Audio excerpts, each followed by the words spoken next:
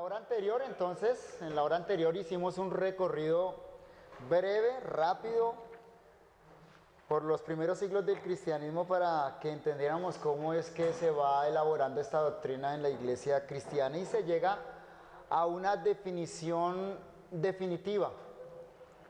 Y como decíamos en el último momento de la clase, una definición, la de Calcedonia, aceptada por el grueso del cristianismo como la fe ortodoxa.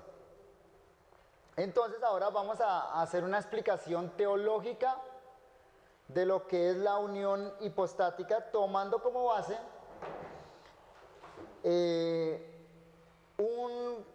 un párrafo específico de Calcedonia, no todo el credo, sino un párrafo específico.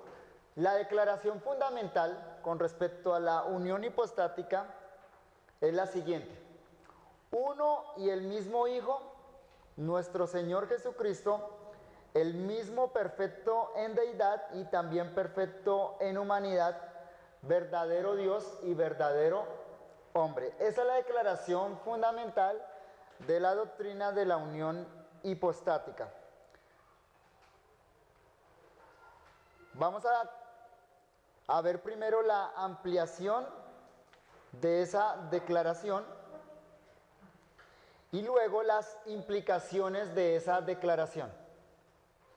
Primero la ampliación de esa declaración y luego las implicaciones de esa declaración. Entonces, primero, la ampliación de la declaración. Esta doctrina, tal y como está expresada en el credo de Calcedonia, llegó a ser conocida como la unión hipostática, ya lo he dicho varias veces, donde la palabra hipóstasis, hipostático proviene de hipóstasis,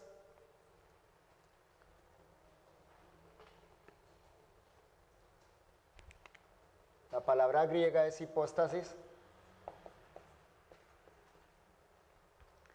significa naturaleza o sustancia.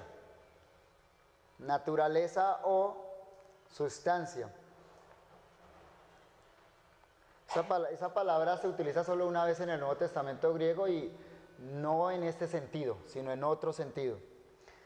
Es decir, unión hipostática es la unión de las dos naturalezas en la persona del mediador.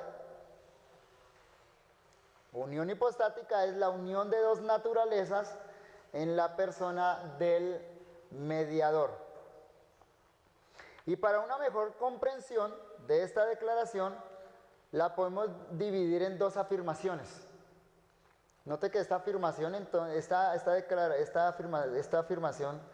declara dos cosas con respecto a Cristo.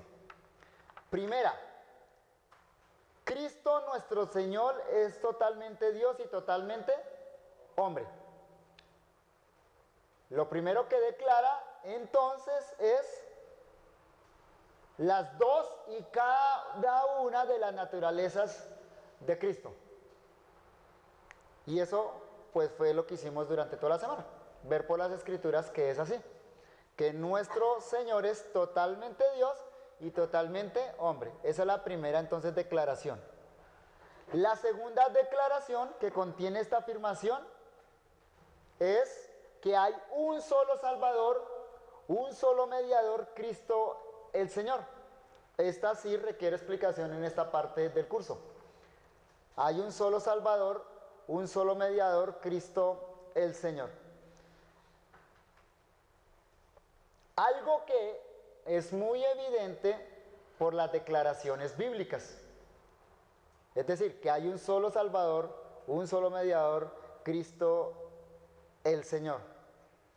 Afirmamos no simplemente que hay un solo mediador, también que ese mediador es una sola persona.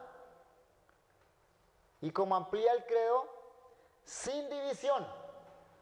Una persona sin división, aunque dos naturalezas completas y perfectas están unidas en él. Es una persona sin división. La unión de estas dos naturalezas y una persona del Salvador pueden ser demostradas a la luz de los siguientes tres argumentos bíblicos. Vamos a dar tres argumentos bíblicos para establecer claramente que hay una unidad de naturalezas y una sola persona en el caso del Salvador. Primero, Cristo habla uniformemente de sí mismo y se habla de él como una sola persona. Cristo habla uniformemente de sí mismo y se habla de él como una sola persona.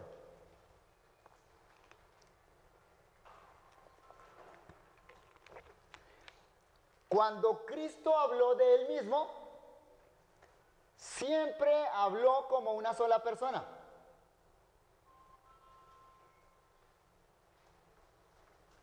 Solo tenemos un caso en la Biblia donde Cristo utiliza el plural para referirse a él mismo. El caso es el de Juan capítulo 3, versículo 11. Es la única excepción donde Cristo utiliza un plural para referirse a él mismo. Juan 3:11 dice, de cierto te digo, que lo que sabemos hablamos y lo que hemos visto testificamos y no recibís nuestro testimonio. ¿Observan el plural ahí? Jesús se está refiriendo a él, pero se refiere a sí mismo en plural. Es el único caso de la Biblia y no es difícil explicarlo. Puede ser un nos que incluya a los discípulos, puede ser un nos que incluya a la Trinidad, o simplemente, de acuerdo al uso hebreo, un nos, un plural de majestad, de grandeza. Entonces, no, eso no crea ninguna dificultad. El asunto es el siguiente, es que siempre que Cristo habla de sí mismo, habla refiriéndose a él en singular. Y nunca encontramos que cuando Cristo habla de él, haya un intercambio entre un tú y un yo. Algo así como lo que hoy en día se le denomina esquizofrenia. Que habla con él y se responde él y nunca vemos ese caso. Entonces esa es una evidencia muy clara a la luz de las Escrituras de la unipersonalidad del Salvador. Caso contrario es el de la doctrina de la Trinidad o el de las personas de la Trinidad. Una de las maneras bíblicas de establecer las tres personas de la Trinidad es ver que entre ellas hay un intercambio cuando dialogan. Hay un tú, un yo y un él. Eso es evidente cuando se refiere al caso de la Trinidad.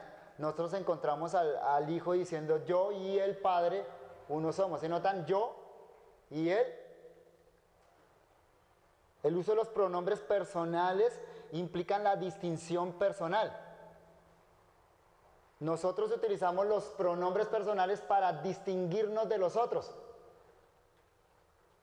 Siempre el que habla, si usted es el que habla, usted se refiere a sí mismo como yo. ¿Para qué?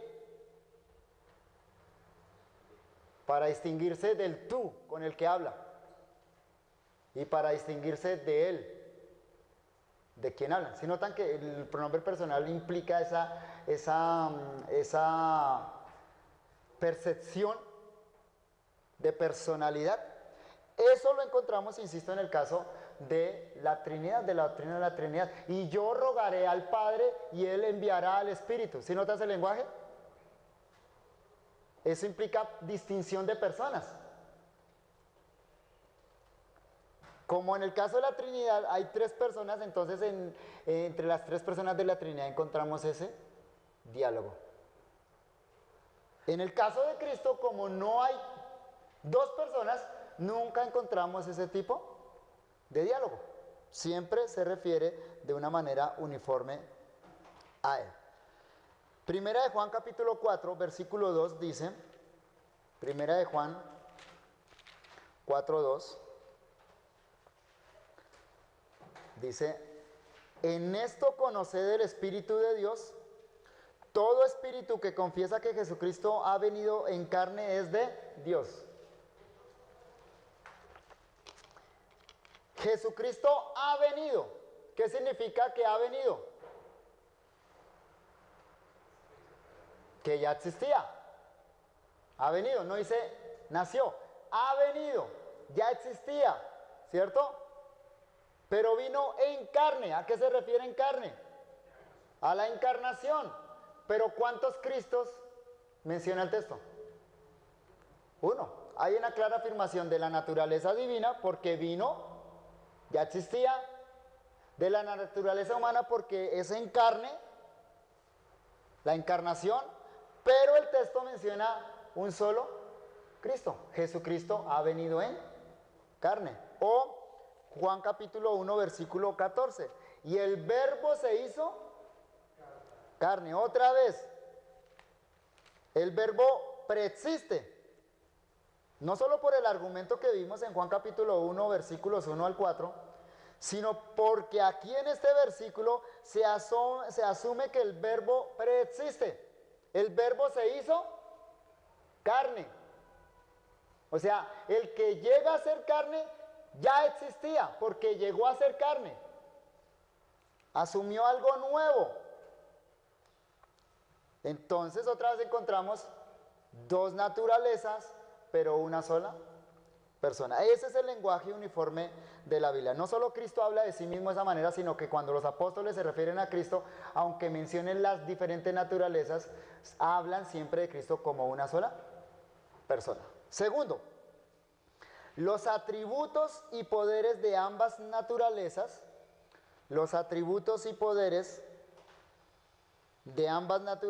son aplicables a Cristo, o sea, a la persona. Los atributos y poderes de ambas naturalezas son aplicables a Cristo y recíprocamente las obras y dignidades de Cristo son aplicables a cualquiera de las dos naturalezas. Repito esta última parte. Y recíprocamente las obras y dignidades de Cristo son aplicables a cualquiera de las dos naturalezas. Es decir, tenemos que Cristo es uno, una sola persona, ¿cierto? Pero está en dos naturalezas, Dios y hombre, la naturaleza divina y la naturaleza humana. Lo que encontramos en las Escrituras es que los poderes y atributos de cualquiera de estas naturalezas se le adjudican ¿a quién? A Cristo. Pero las características de la persona también se le puede aplicar a cualquiera de las dos naturalezas. Ese es el lenguaje de la Escritura. Es un lenguaje inequívoco. Esto simplemente es inexplicable a no ser porque estas dos naturalezas están orgánica, indisolublemente unidas en una sola persona. Por ejemplo, Romanos 1.3. Observen esto, Romanos 1.3.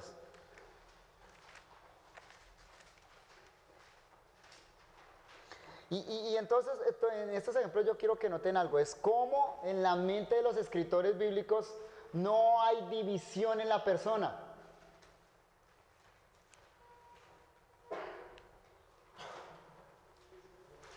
A veces nosotros utilizamos un lenguaje con respecto a Cristo que implica, aunque no afirma, implica división en la persona. Y ya les voy a decir cómo es que en ocasiones lo hacemos. Y debemos evitar ese lenguaje porque usted nunca encuentra que ese sea el lenguaje de la Escritura. Romanos capítulo 1, versículo 3 dice, acerca de su Hijo, nuestro Señor Jesucristo, que era el linaje de David según la carne. ¿De quién se dice esto en el versículo 3? No. ¿De quién? No, versículo 3. Versículo 3, note que, vuélvelo, acerca de su Hijo, nuestro Señor Jesucristo, que era el linaje de David según la carne. ¿De quién habla Pablo? De Jesucristo. Es una persona, ¿cierto? Solo una persona, y así se refiere Pablo a él. Pero note que predica dos cosas de Cristo, de Jesucristo acá. ¿Qué dice Jesucristo?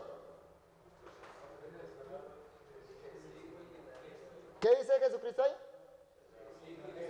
Su Hijo, es decir, ¿el Hijo de quién?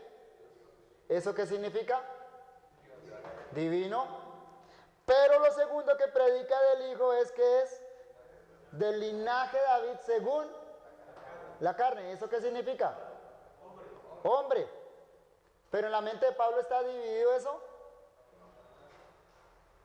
En otras palabras, Pablo dice, miren muchachos, según su naturaleza divina Jesucristo es el Hijo de Dios y según su naturaleza humana es del linaje de David. No, Pablo simplemente une las dos naturalezas en una sola persona. Lo que es propio de cada naturaleza es propio de la persona. En otras palabras, Jesucristo es tanto Hijo de Dios como Hijo de David. La persona tiene esas dos características y Pablo lo ve como una sola persona y así lo habla. No se pone a hacer una distinción ahí, porque en la mente del apóstol es una sola persona. Primera de Pedro, capítulo 3, versículo 18. Primera de Pedro 3, 18.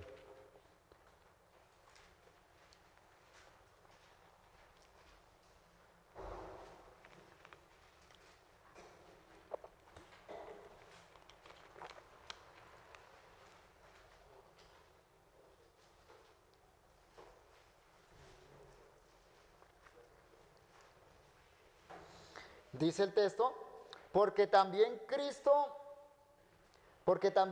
padeció una sola vez por los pecados, el justo por los injustos, para llevarnos a Dios, siendo la verdad muerto en la carne, pero vivificado en espíritu. ¿De quién está hablando? De Cristo, ¿cierto? ¿Qué dice de Cristo? Padeció una sola vez por los pecados. ¿Quién padeció? Cristo. ¿Pero quién es Cristo? El justo. Y al final del versículo dice, siendo la verdad muerto en la carne, pero vivificado en espíritu. ¿Qué significa eso? ¿Notan ese lenguaje carne-espíritu? Hay buenos argumentos exegéticos para pensar que espíritu aquí debería traducirse con E mayúscula. Pero noten lo que dice después, versículo 19. En el cual también fue, ¿en qué?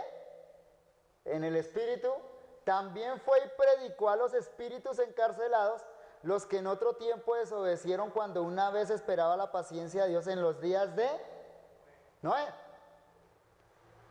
¿Qué dice de Cristo? ¿Qué dice de Cristo sobre eso que leímos ahorita? Fue y predicó. ¿Cuándo? En los días de Noé. Cristo predicó en los días de Noé. ¿Cómo es posible eso?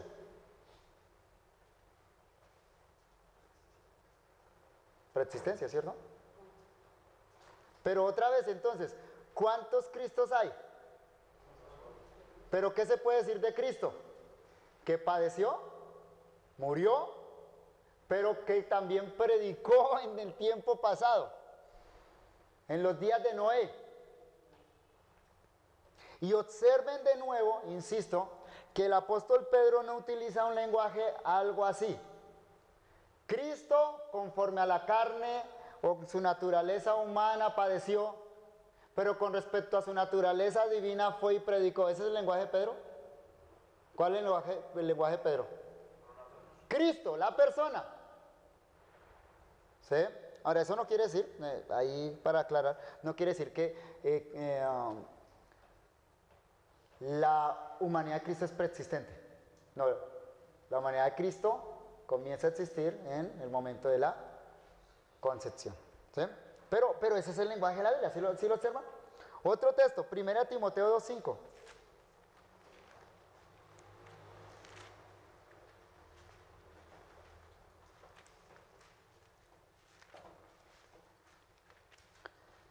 Ya lo hemos leído varias veces, otra vez.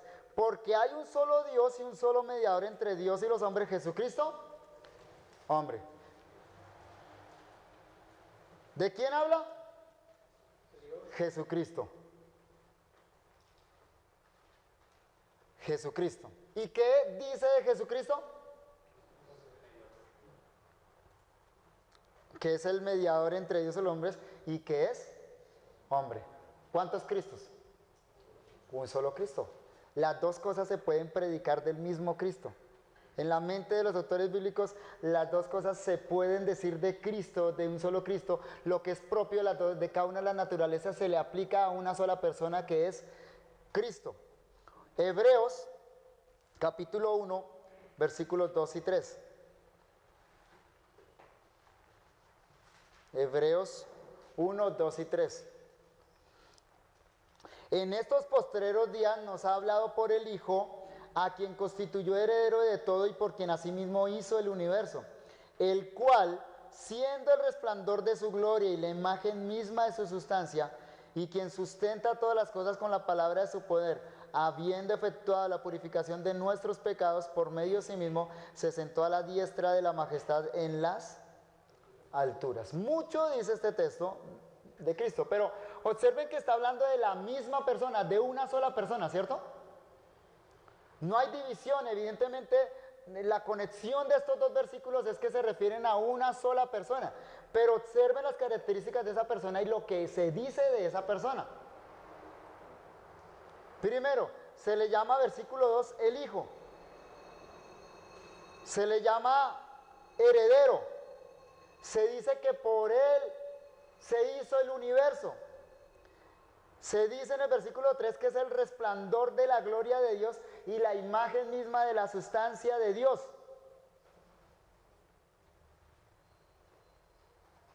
Eso es una afirmación clara y contundente de la divinidad de Jesucristo, ¿cierto? Pero en el versículo 2 nos dice que Dios habló por ese Hijo. Una evidencia, o mejor, una referencia clara a la encarnación.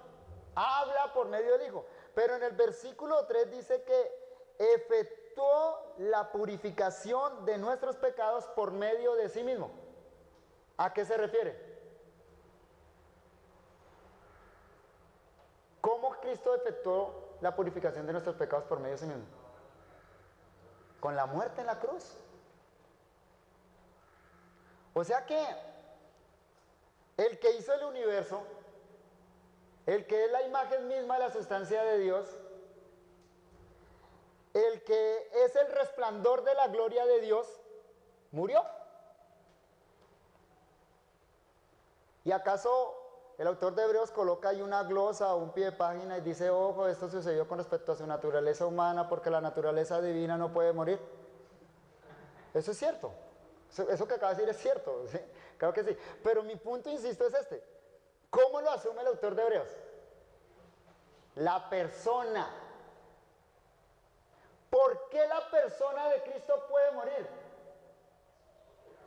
Porque en Él están las dos naturalezas.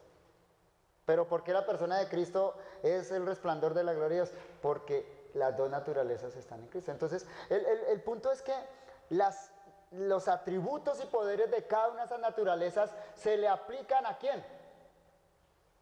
A la persona. No hay distinción en la mente bíblica con respecto a esto. Nunca leemos en el Nuevo Testamento que la naturaleza de Cristo experimentó la muerte, la naturaleza humana de Cristo experimentó la muerte, o que su naturaleza divina conocía los pensamientos de los hombres. Tal no es el lenguaje apostólico, ni el del Espíritu Santo. Más bien el lenguaje de la Biblia es: Cristo Jesús, el Señor, murió, ignoraba, pero también sabía todas las cosas, y es la vida. Las dos cosas se pueden referir a Él en virtud de la unión de las dos naturalezas en una sola persona. Tercero, las constantes representaciones escriturales. Estamos dando los argumentos bíblicos para afirmar la unipersonalidad del Salvador. Tercero, las constantes representaciones escriturales sobre el infinito valor de la expiación de Cristo. Esto es un argumento a favor de la unipersonalidad del Salvador. Las constantes representaciones escriturales sobre el infinito valor de la expiación de Cristo y de la unión de la raza humana con Dios. La Biblia afirma que la muerte de Cristo tiene un valor infinito. Pero además que en Cristo la humanidad se une con Dios. No en un sentido, no solo en un sentido soteriológico, sino en un sentido real. En Cristo la humanidad se unió con Dios. Ese tipo de afirmaciones no serían entendibles a no ser si se considera al mediador como el Dios hombre, unido, el Dios hombre, no simplemente como un hombre de Dios. Cristo no era un hombre de Dios, era el Dios hombre. Es uno en el que las dos naturalezas están de tal modo unidas que lo que hace la una tiene valor para las dos naturalezas en virtud de que están unidas en una sola persona. Observen esta declaración de 1 de Juan, capítulo 2, versículo 2. Y el debate teológico se lo dejo a ustedes. Yo solo quiero hacer una consideración acá. 1 de Juan 2, 2.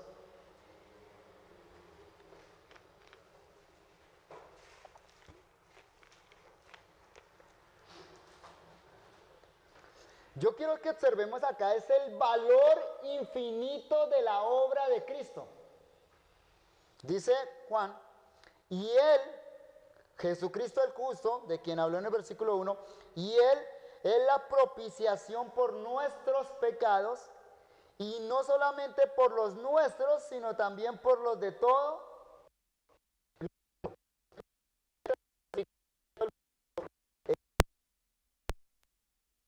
Del valor infinito de la obra de Jesucristo. En otras palabras, la obra de Cristo tiene el poder de perdonar ¿cuántos pecados? Observen la pregunta, ¿no? No van a decir que es una herejía terrible, no. La obra de Cristo tiene el poder de perdonar ¿cuántos pecados? Todos, de todos los tiempos, de toda la humanidad. Diferente, ¿cuál es el propósito de Dios con la obra de Cristo? Eso lo sé. Pero el punto acá es que en el lenguaje de Juan, la obra de Cristo tiene un valor infinito. Pregunto, ¿en virtud de qué? O sea, ¿qué le otorga a Cristo la muerte de Cristo? ¿Qué le otorga a la muerte de Cristo ese valor infinito? ¿Cómo? Pero el infinito no puede morir. ¿Sí o no? Si es infinito no puede morir. Entonces no sería infinito, sería finito. Pero Él es infinito. Pero el infinito murió. Por lo tanto su muerte tiene un valor infinito. Eso es una locura. ¿Sí o no? Si nota, eso solo es posible porque en Cristo la naturaleza humana se unió con la naturaleza divina. Porque Cristo, nuestro Señor, es Dios y hombre. Entonces su muerte tiene un valor infinito. En algún sentido, entonces, sí, la muerte de Cristo fue la muerte del Dios hombre. O Efesios capítulo 2, versículos 16 al 18. Efesios 2, 16 al 18.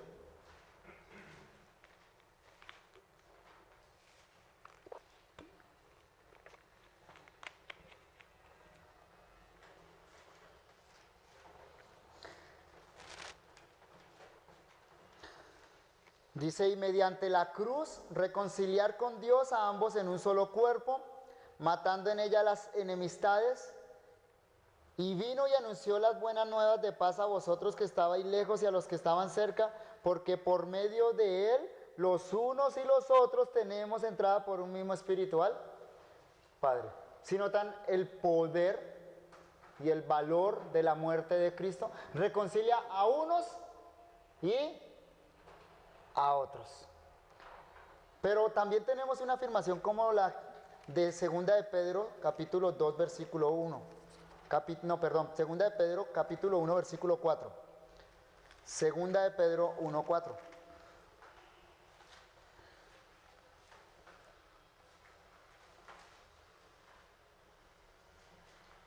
Segunda de Pedro 1, 4.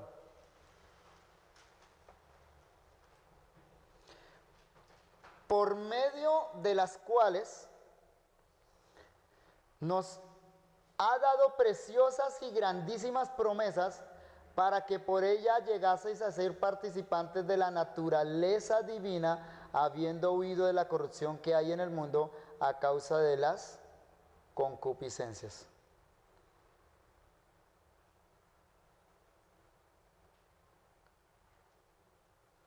¿Qué logra la redención?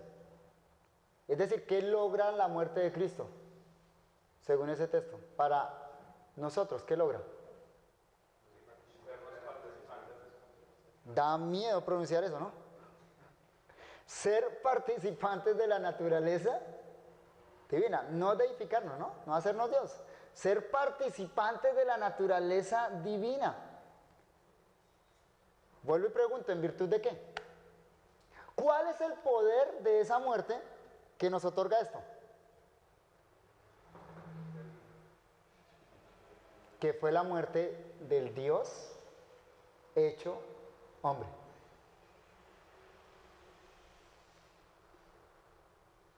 Por eso obtiene esto para nosotros.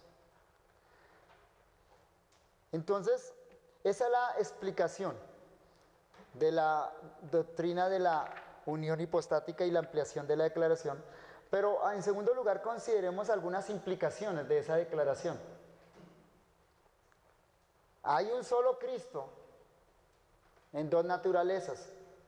Esas dos naturalezas están unidas en Cristo.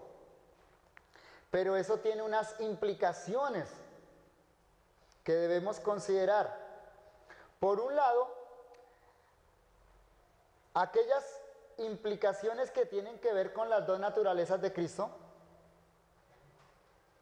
implicaciones que tienen que ver con las dos naturalezas de Cristo, y por el otro lado, aquellas que tienen que ver con la persona de Cristo, o la persona del Salvador. Es decir, aquí estamos considerando qué implicó o qué trajo esta unión de las dos naturalezas, tanto para las dos naturalezas como para la persona de Cristo. Eso implicó, trajo algunas consecuencias, digámoslo de esa manera. Primero, en cuanto a las dos naturalezas, la confesión histórica de la Iglesia cristiana es que estas dos naturalezas completas, perfectas y distintas, o sea, completo Dios, completo hombre, perfecto Dios, perfecto hombre, pero distintas. Lo humano no se mezcla con lo divino no se mezcla con lo humano. Se unieron, dice el credo, se unieron inseparablemente en una persona, pero sin, escuchen, conversión, composición o confusión alguna. Entonces, esta es la explicación. En cuanto a esencia, sus dos naturalezas quedaron intactas.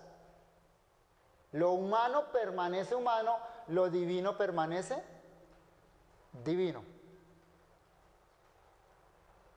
Cada una de las dos naturalezas en la unión en Cristo preservaron lo que le es propio.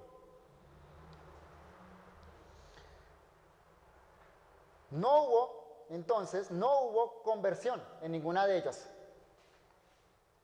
No hubo conversión. Es decir, su naturaleza humana no se divinizó. Pero tampoco su naturaleza divina se humanizó. No hubo conversión. Cada una permanece perfecta pero distinta. Note el lenguaje bíblico. El verbo se hizo carne. ¿Sí nota? Se hizo. El verbo se hizo carne. Literalmente en el griego, el verbo llegó a ser carne. No dice el texto, el verbo se convirtió en carne. No es que él se convirtió en carne. La naturaleza divina no se convirtió en naturaleza humana. El lenguaje bíblico es claro y explícito. El verbo llegó a ser carne. Ese lenguaje significa que el eterno Hijo de Dios asumió una forma de existir nueva para él, tomando sobre sí la naturaleza humana, pero sin dejar de ser el Logos. O sea, sin dejar de lado su naturaleza divina, como ya vimos en la explicación de la concepción milagrosa. Llega a ser hombre, hombre sin pecado, pero sin dejar de ser Dios. Pero lo divino continúa siendo divino, lo humano continúa siendo humano. Pero además, debemos afirmar que no hubo composición. No hubo composición. En otras palabras, no se creó una nueva sustancia en el universo. Una sustancia que podríamos llamar teantrópica, divinhumana. No hubo mezcla ahí. Lo divino permanece siendo divino, lo humano permanece siendo humano y se distinguen. Ahora, no es posible que hubiera composición por causa de la naturaleza divina de Cristo. La naturaleza divina es perfecta e inmutable. Eso quiere decir que cualquier cambio en la naturaleza divina por añadidura o porque se le quite algo, implicaría que esa naturaleza divina no es completa o que es cambiable, mutable. Y sabemos por la Escritura que Dios no cambia. En Él no hay sombra de variación, dice Santiago capítulo 1, 17. Entonces, debido a la naturaleza divina de Cristo, no se le podía añadir nada a la naturaleza divina, tampoco se le podía quitar. No hubo entonces mezcla de estas dos naturalezas. La declaración histórica entonces nos advierte también contra cualquier idea que insinúe alguna confusión de las dos naturalezas o algún tipo de intercambio entre esas dos naturalezas. Entonces eso debe estar absolutamente claro, como lo dice la confesión histórica. No hubo confusión, mezcla de esas naturalezas. Sin embargo, consideremos algo más. Esa unión que preservó cada una de las naturalezas y lo que es propio en cada naturaleza, debido a que están unidas en una sola persona, genera algún tipo de efecto recíproco entre las dos naturalezas. Y en esto el lenguaje humano no ayuda, no hay manera de explicarlo. Pero el punto es este: esas naturalezas se preservan cada una como lo que es, no se mezclan, son distintas, pero cuando leemos los evangelios encontramos cosas interesantes, como por ejemplo que Jesucristo aquí en la tierra conocía los corazones de los hombres, que aquí en la tierra Jesucristo tenía como hombre, como el Dios hombre aquí encarnado, tenía el poder de hacer milagros por su propio poder.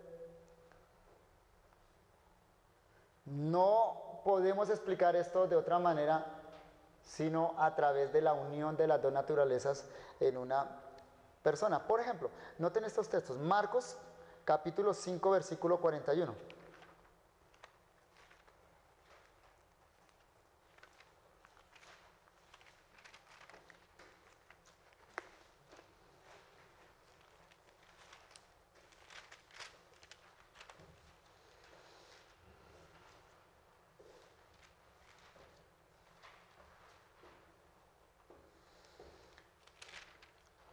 Marcos 5:41 dice: y tomando la mano de la niña le dijo, Talita Kumi, que traducido es, niñita, a ti te digo, levántate. Y la niña se levantó. ¿Eso lo puede hacer un hombre? ¿Un hombre común y corriente? ¿Por qué el hombre Cristo Jesús pudo hacer eso? Porque es Dios hecho hombre. O sea que el poder que es propio de Dios estaba en ¿quién? En el Dios hecho hombre. Y aquí tenemos al hombre Jesús obrando con un poder que es propio solo de ¿quién? De Dios. Lucas, capítulo 5, versículos 20 y 21.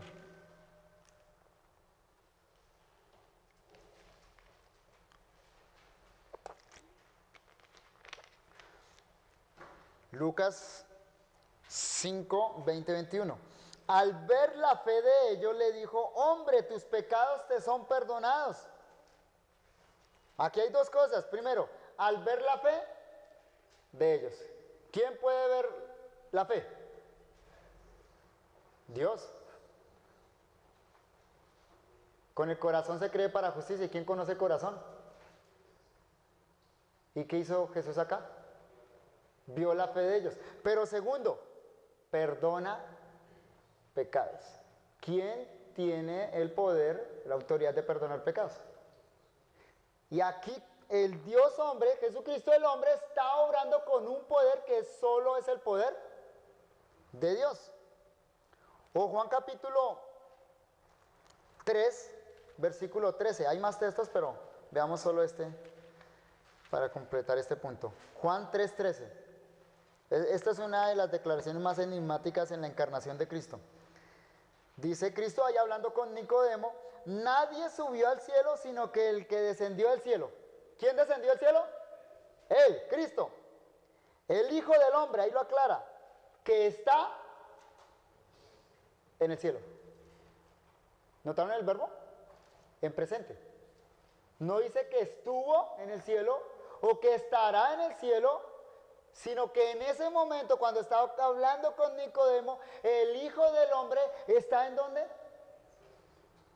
En el cielo. Pero por otro lado, hay otros pasajes de las Sagradas Escrituras que dicen que Jesús ignoraba, que Jesús tuvo hambre, que Jesús tuvo sed, que Jesús estuvo cansado, y finalmente tenemos los textos que nos dicen que Cristo murió. ¿Cómo eso es posible para el Dios hombre? Pero es el Dios hombre el que tiene hambre, es el Dios hombre el que tiene sed, es el Dios hombre el que muere, aunque sabemos que Dios no se cansa, aunque sabemos que Dios no duerme, aunque sabemos que Dios no muere. ¿Sí notan esa reciprocidad ahí en las dos naturalezas? Y por último, hay un efecto sobre la persona de Cristo. La unión de las dos naturalezas tiene un efecto sobre la persona de Cristo, y simple y sencillamente dicho es esto. Cuando Él se hizo hombre, asumió eso para la eternidad.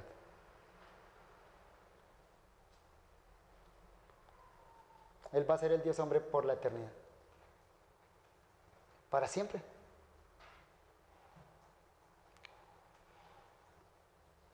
¿Cuánto amor, no? Porque pudo haberse dicho el Dios hombre, resucitar, ascender al cielo y quitarse el vestido humano, por decirlo de alguna manera, y listo. Pero el lenguaje bíblico no nos enseña eso. La Biblia nos enseña que eso es una condición que Él asumió para siempre. Porque en la Nueva Jerusalén va a estar el trono de Dios y del Cordero. Y el término Cordero es uno que se utiliza en la Biblia para Cristo como el Dios hombre. Para siempre, por toda la eternidad, asume esa condición nuestro Señor Jesucristo.